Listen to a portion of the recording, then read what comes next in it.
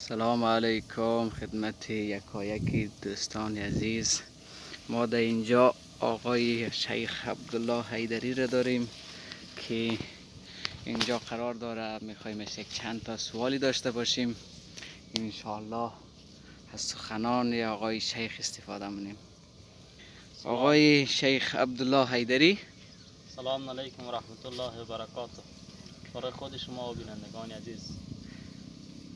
آقای شیخ عبدالله حیدری برای ما معرفی کن، ما در کجا قرار داریم و میخوایم کجا بریم. بسم الله الرحمن الرحیم.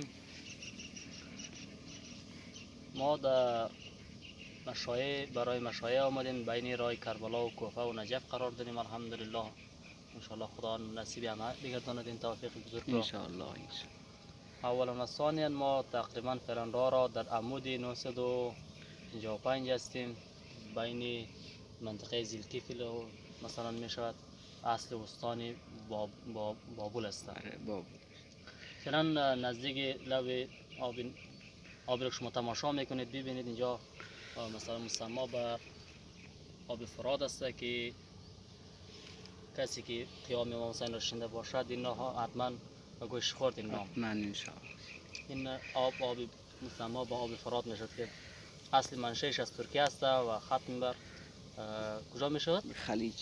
خلیج فارس.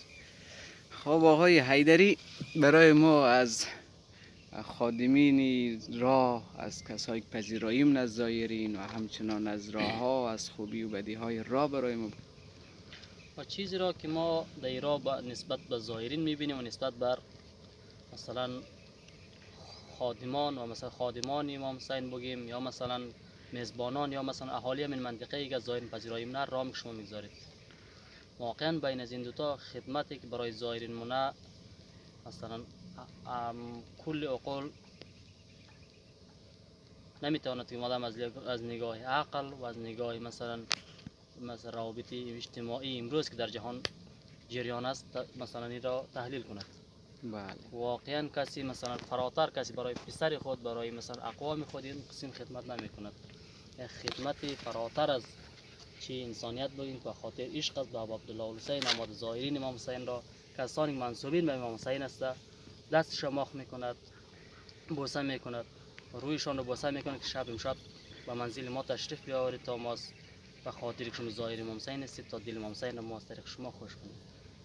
بهترین غذا و بهترین خدمت را برای زایرین میکند. از خواب خود میکاهد، از مثلا از معیشت خود میکاهد، همه مثلا عمر خود را صرف خدمت به زایرین میکنه. و خدا انشاءالله اجرش با عبدالله حسین باشه انشاءالله. خب آقای عبدالله حیدری آقا، سوال بعدی اینه که نسبت نظر شما نسبت به معنویت راه، نسبت به انگیزه مردم، کدام چیزی طبق نظریات خود اگر دارین برای ما عرض. البته ما صاحب نظر که نیستیم، چیزی که ما برداشت ما که ناقص است.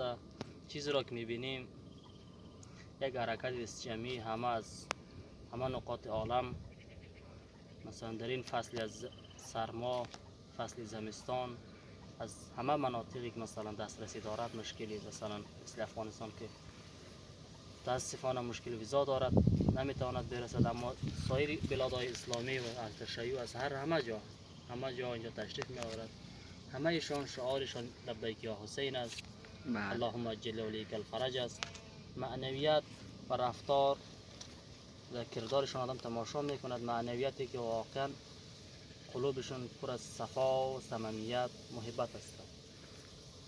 انسان هر کس اندیشه خود را دارد، نمی شود که انسان کلی آدم تعبیر کند که معنویت این رقم است، اما چیزی را که آدم مشاهده می کند واقعا که همهش مثل.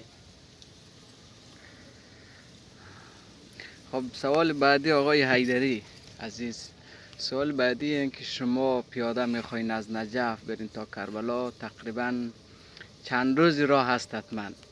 شما یا در وسط راه با پیاده روی با این سردی ها احساس خستگی، احساس دلتنگی، احساس یعنی هوای سرد، احساس سردی، بقیه مشکلاتی که هست، آیا این چیزها رو احساس میکنید یا نه که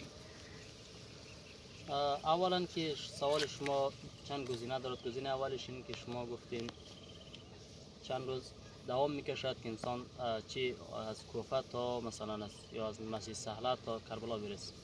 بستگی به مثلا سرعت رفتار شما دارد. اگر میانه برید 3 روز، اگر تندتر برید 2 روز، اگر مثلا زیاد مثلا تیز نروید میانه از میانه پایینتر تا 4 روز 4 میرسید. حد اکثرش 4 روز و حد اقلش 2 روز.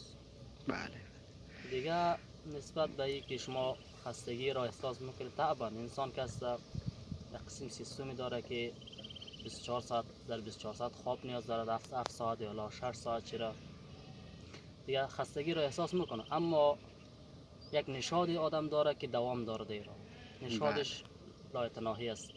این را آدم انکار نمیتواند.